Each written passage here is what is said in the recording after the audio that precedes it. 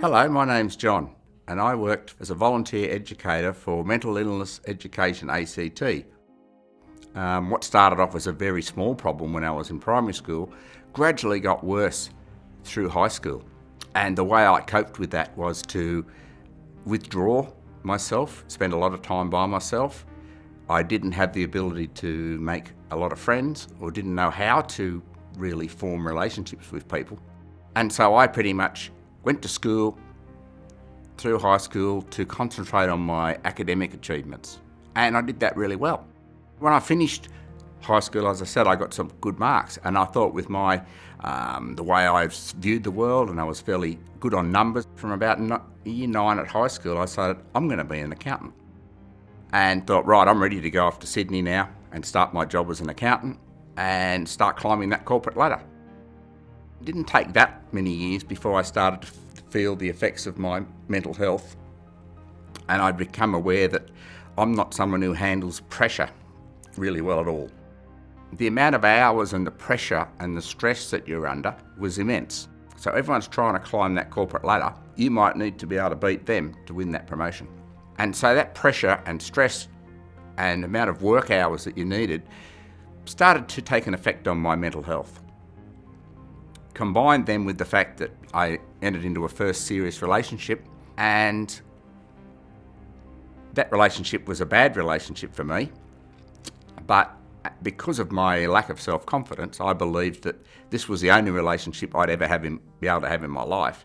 So I made sure that it wasn't going to last the 5 minutes that it should have lasted, and I stretched it out to 5 years. This was the final straw that broke the camel's back, if you like. It was really starting to affect my work performance. I may not be here now today if it wasn't for this lady at work. She came to me at work and saw me walking around the office and grabbed me by the arm and said, "You need to come with me. You're not very well." And she asked who my GP was. And I don't remember a lot of this, but I did. She took me to my GP, and the doctor took one look at me and picked up the phone, I remember, and he spoke to a psychiatrist. I spent 2 hours with this particular man who was a psychiatrist, and he started treatment on me.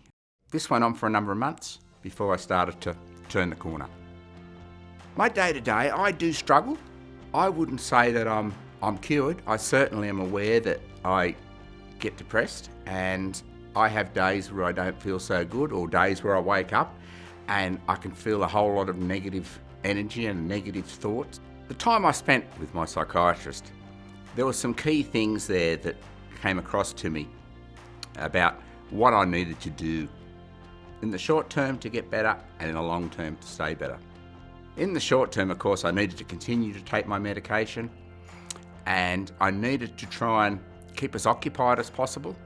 A major message was that not to make any major decisions while I was at this point in my life. If it gets a little bit overwhelming for a while, I go back to my coping strategy of trying to be kind to myself, eating well and getting more sleep, and stopping alcohol consumption altogether. I go to the library, and I've read a lot of books from the library, and so I'll go and get a few books that I like. I love reading biographies, and I'll just sit at home and sit there and read and just wait for it all to pass, because now I know that whatever the situation, it will pass.